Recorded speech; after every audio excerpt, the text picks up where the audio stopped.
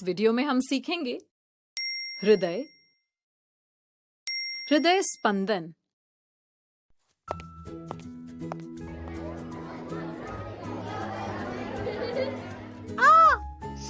यहाँ पर भी नहीं है। हाँ, यहाँ पर भी नहीं है। कलाई के बिल्कुल बीच में उंगलियां रखो, वहाँ पर पक्का महसूस होगी। अरे खोजी सवाली, आज कौन सी नई खोज कर रहे हैं दोनों मिलकर? क्या है जो नहीं मिल रहा? नमस्ते संपर्क दीदी। नमस्ते बच्चों। दीदी, कल मेरी माँ को थोड़ा बुखार था, तो हम दवाई लेने के लिए अस्पताल गए थे। वहाँ पर जो डॉक्टर दीदी थी, उन्होंने माँ की नब्ज को जांचा और जांच करते ही उन्होंने बता दिया कि माँ को हल्का बुखार है। तो हम भी एक दूसरे की नब्ज की जांच करने की कोशिश कर रहे थे, ताकि पता चल सके कि डॉक्टर दीदी को नब्ज की जांच करके बुखार का कैसे पता चला। अच्छा, तो आज तुम दोनों डॉक्टर बनने की तैयारी में हो? दीदी, आप हमें बताइए ना कि डॉक्टर नब्ज की जांच क्यों करते हैं और ये हमारे शरीर के किस अंग से संबंधित होती है? खोजी, नब्ज का महसूस होना हमारे हृदय से संबंधित प्रक्रिया है। चलो, आज मैं तुम सभी को हृदय की संरचना और परिसंचरण तंत्र में उसके महत्व के बारे में बताती हूँ। इसके बारे में समझने के बाद तुम्हें अपने सारे सवालों के जवाब भी मिल जाएंगे। तो फिर जल्दी से इसके बारे में बताइए दीदी। बच्चों, जैसा कि तुम सब जानते ही हो कि हमारा हृदय यानी हार्ट परिसंचरण तंत्र का मुख्य भाग होता है, क्योंकि ये वो अंग है जो रक्त द्वारा पदार्थों के परिवहन के लिए एक पंप की तरह कार्य करता है। हृदय शरीर में कहाँ होता है? बच्चों, हृदय हमारे शरीर के वक्ष यानी छाती में थोड़ा सा बाईं ओर झुकाव लिए हुए स्थित होता है। इसका निचला हिस्सा थोड़ा सा झुका हुआ होता है। हृदय का आकार कैसा होता है संपर्क दीदी? हम मनुष्यों का हृदय एक तिकोनाकार रचना है जो पेशियों से बनी होती है। यदि हम अपनी उंगलियों को इस तरह अंदर की तरफ मोड़कर मुट्ठी बना लें, तो इस मुट्ठी का आकार लगभग हमारे हृदय के समान ही होता है। हृदय में और क्या-क्या विशेष होता है दीदी? बच्चों, हृदय 4 मुख्य कक्षों में बंटा होता है। कक्ष मतलब? कक्ष यानी कमरे। हैं? हमारे हृदय में कमरे हैं? खोजी, हमारे हृदय के मुख्य 4 कक्ष यानी भाग होते हैं। ये छोटे छोटे कमरों की तरह होते हैं। 2 कक्ष ऊपरी भाग में और 2 निचले भाग में होते हैं। इन्हें आलिंद यानी एट्रियम और निलय यानी वेंट्रिकल कहते हैं। आलिंद और निलय, ये तो 2 ही नाम हुए दीदी। आपने तो बताया था कि हृदय के 4 कक्ष होते हैं। बच्चों, हृदय में 2 आलिंद और 2 निलय होते हैं। ऊपर के 2 कक्ष आलिंद और निचले 2 कक्ष निलय कहलाते हैं। हृदय के दाईं ओर दायां आलिंद और दायां निलय तथा बाईं ओर बायां आलिंद और बायां निलय पाए जाते हैं।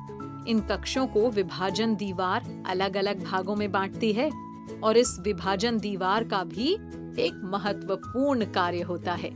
कैसा कार्य दीदी? हृदय के बाएं भाग यानी बाएं आलिंद और बाएं निलय में ऑक्सीजन युक्त रक्त तथा दाएं भाग यानी दाएं आलिंद और दाएं निलय में कार्बन डाइऑक्साइड युक्त रक्त बहता है। विभाजन दीवार ऑक्सीजन युक्त रक्त और कार्बन डाइऑक्साइड युक्त रक्त को आपस में मिलने से रोकती है, ताकि परिसंचरण तंत्र भी सही तरीके से कार्य करे।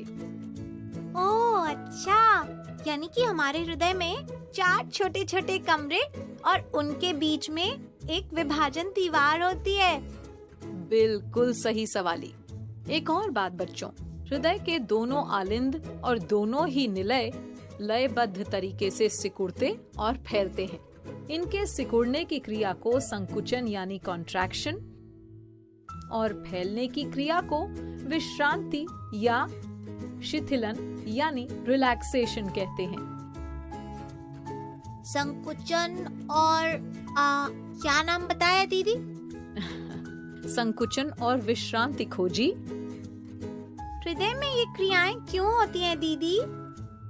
बच्चों, विश्रांति के समय कार्बन डाइऑक्साइड युक्त अशुद्ध रक्त शिराओं द्वारा हृदय के दाएं आलिंद में पहुंचाया जाता है। दाएं आलिंद से रक्त दाएं निलय से होते हुए फुफ्फुस धमनी द्वारा फेफड़ों तक पहुंचाया जाता है। फेफड़ों में ऑक्सीजन और कार्बन डाइऑक्साइड का आदान प्रदान होता है, यानी रक्त में उपस्थित कार्बन डाइऑक्साइड शरीर से बाहर निकाल दी जाती है और सांस द्वारा ली गई ऑक्सीजन रक्त में मिल जाती है।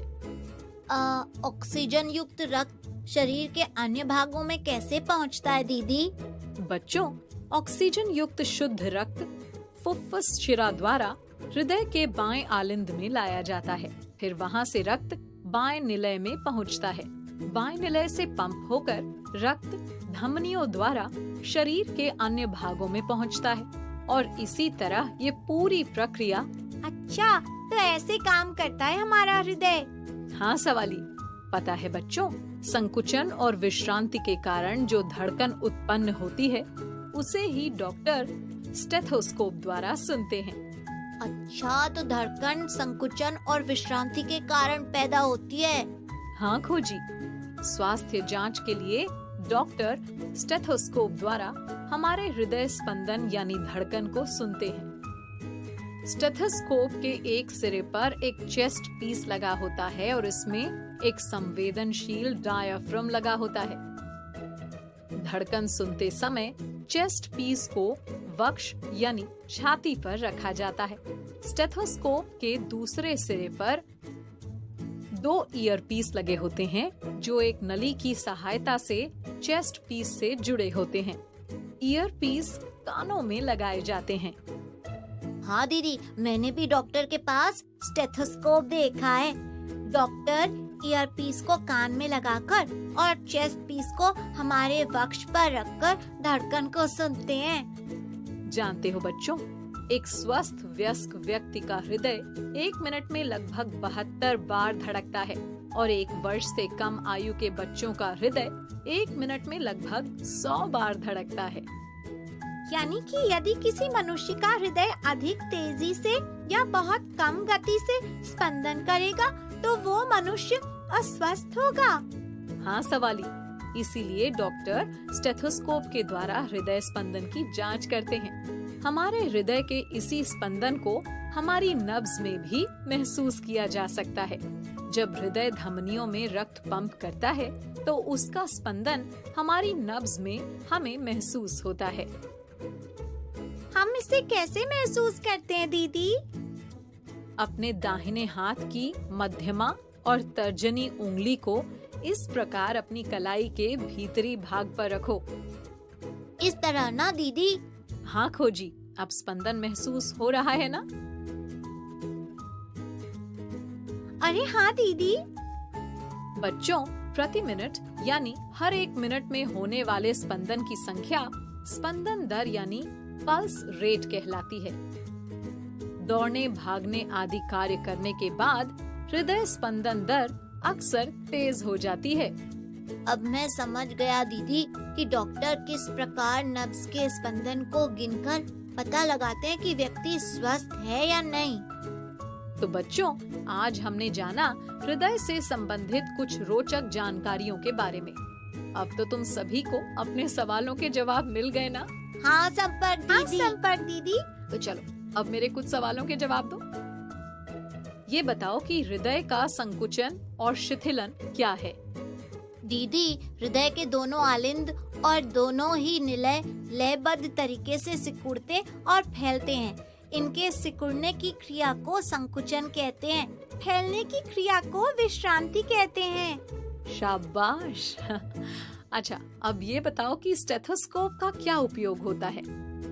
स्वास्थ्य जांच के दौरान डॉक्टर स्टेथोस्कोप द्वारा हृदय स्पंदन की गति की जांच करते हैं ताकि ये पता लगाया जा सके कि रोगी का हृदय सामान्य गति से स्पंदन कर रहा है या नहीं। एकदम सही। अच्छा, अब ये बताओ कि संकुचन और विश्रांति की क्रियाएं कैसे शरीर में रक्त के आदान प्रदान में सहायक होती हैं? संकुचन की अवस्था में रक्त हृदय से पंप होता है और विश्रांति की अवस्था में हृदय रक्त से भर जाता है। हाँ सवाली, संकुचन के दौरान धमनियों द्वारा रक्त शरीर के सभी भागों में पहुंचाया जाता है और विश्रांति के दौरान शिराओं द्वारा रक्त को हृदय में पहुंचाया जाता है। बच्चों, तुम सभी ने सारी जानकारियों को समझकर बहुत अच्छी तरह से सभी सवालों के जवाब दिए हैं। अच्छा, तो अब मैं चलती हूँ, फिर मिलेंगे कुछ रोचक जानकारियों के साथ।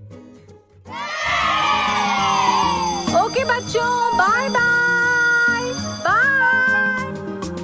बच्चों, अब मैं जाती हूँ, कल फिर मिलने आती हूँ। इंग्लिश में अब होंगी बातें, मैथ सीखेंगे हंसते गाते।